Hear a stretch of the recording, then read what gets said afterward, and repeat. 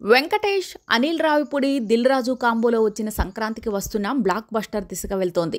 3 రోజుల్లోనే దాదాపు అన్ని చోట్ల బ్రేక్ ఈవెన్ అయినట్టుగా తెలుస్తోంది. ఈ చిత్రం 2 రోజుల్లోనే 77 కోట్లకు పైగానే రాబట్టేసింది. 3 రోజుల్లో 100 కోట్ల గ్రాస్ దాటేలా ఉంది. ఇక ఈ మూవీకి 55 కోట్లు బడ్జెట్ అయినట్టుగా తెలుస్తోంది. నాన్ థియేట్రికల్ నుంచి 30 కోట్ల వరకు వచ్చినట్టుంది.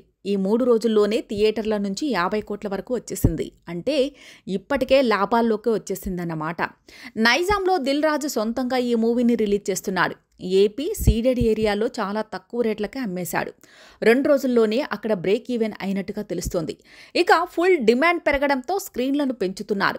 గేమ్ చేంజర్ డల్ అయిన చోట్ల సంక్రాంతికి వస్తున్నాం పెట్టేస్తున్నారు. దీంతో దిల్ రాజుకి అక్కడ పోయింది ఇక్కడ వస్తోంది. అయితే గేమ్ చేంజర్ వల్ల కోట్లలో నష్టం వాటిల్లినట్టుగా కనిపిస్తోంది. అందులో చాలా వరకు ఈ మూవీ భర్తీ చేసేలానే ఉంది. ఇప్పటికీ ఓవర్సీస్లో ఈ మూవీ $1 మిలియన్ క్లబ్లో చేరిపోయింది.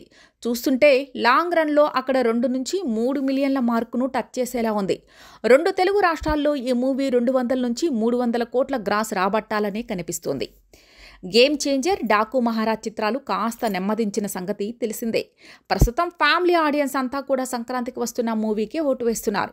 దిల్ రాజుకి ఈ సంక్రాంతి పూర్తిగా కలిసి రాకపోయినా నష్టాన్ని మాత్రం మిగిల్చేలా లేదు. గేమ్ చేంజర్ వల్ల 100 నుంచి 150 కోట్ల నష్టం వచ్చినట్టుగా తెలుస్తోంది. ఆ నష్టాన్ని డాకు మహారాజ్, నైజాం డిస్ట్రిబ్యూషన్, సంక్రాంతికి వస్తున్న లాభాలతో కొంతలో కొంతైనా కవర్ చేసుకుని గట్టెక్కేలానే కనిపిస్తున్నాడు. చూస్తుంటే దిల్ రాజు ఇకపై భారీ బడ్జెట్ చిత్రాలంటూ ప్రయోగాలు చేసేలా అయితే కనిపించడం లేదు.